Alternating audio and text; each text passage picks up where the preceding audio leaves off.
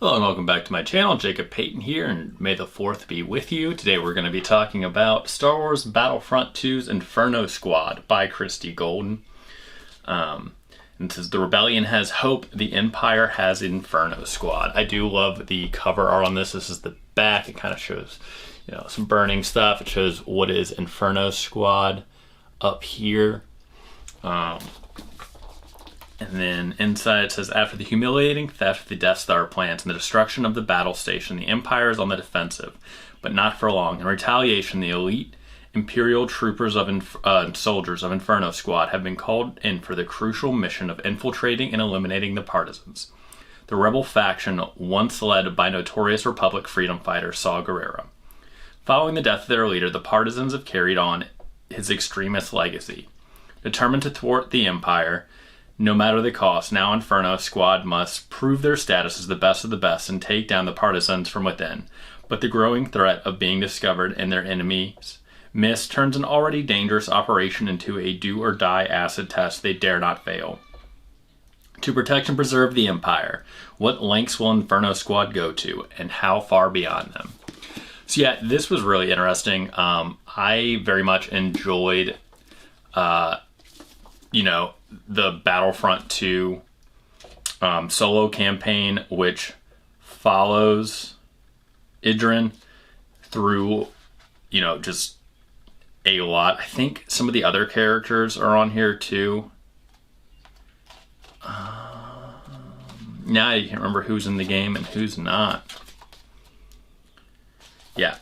Anyway, so this follows in Inverso as she gets put into Inferno Squad. I mean, this literally picks up right after the beginning of the Death Star. And Inverso's father's the one that puts Inferno Squad together.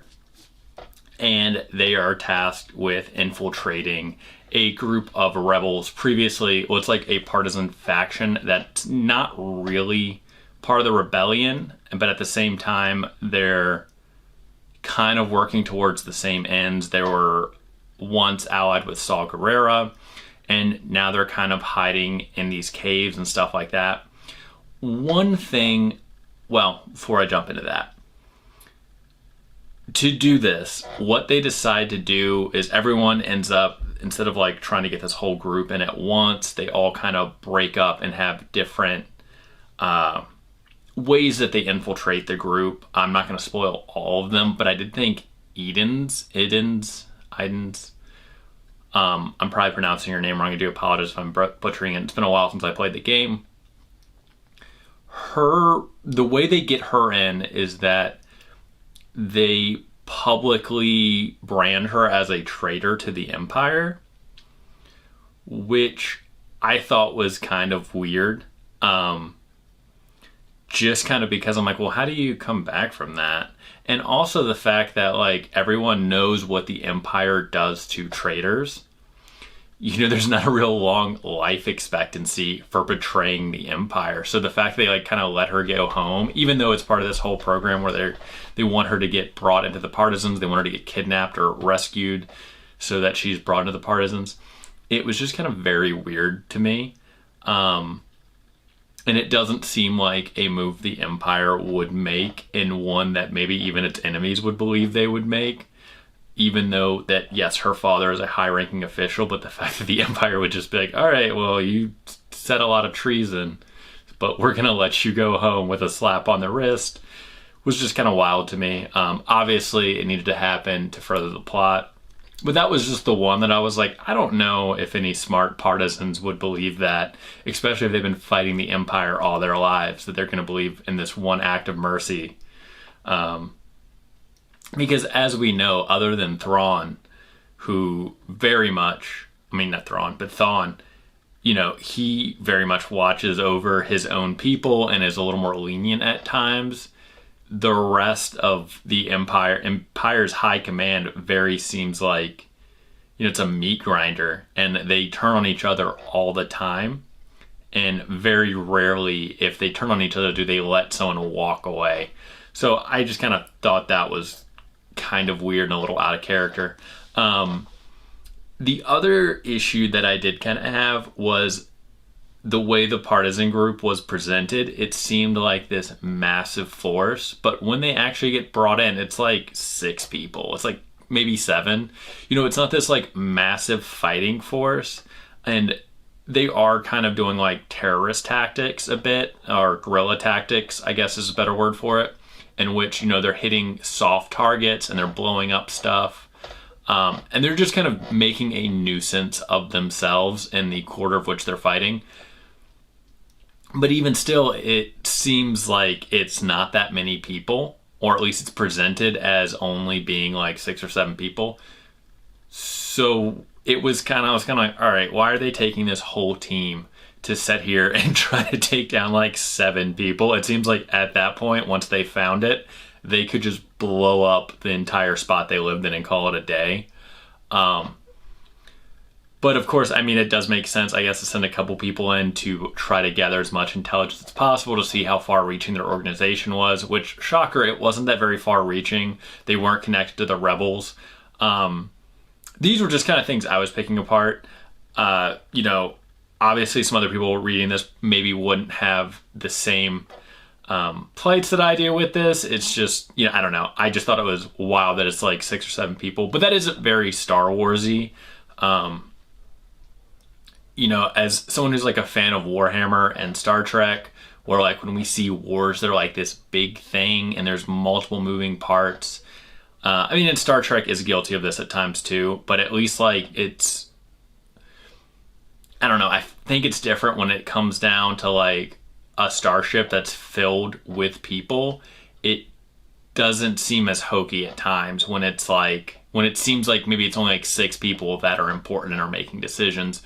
Whereas Star Wars, literally one person can turn the tide of a battle, which has always been like, I know it's a sword and planet stuff, but it's sometimes it's a little much.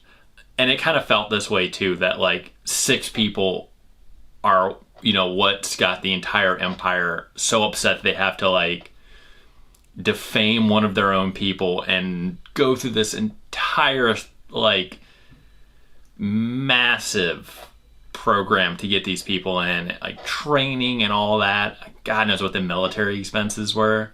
And this is right after the Death Star blew up, just so they can take down this like small, you know, cell of I think they called themselves Dreamers, or yeah, Dreamers or something like that. But anyway, I don't know, it was weird, but I did still very much enjoy the story.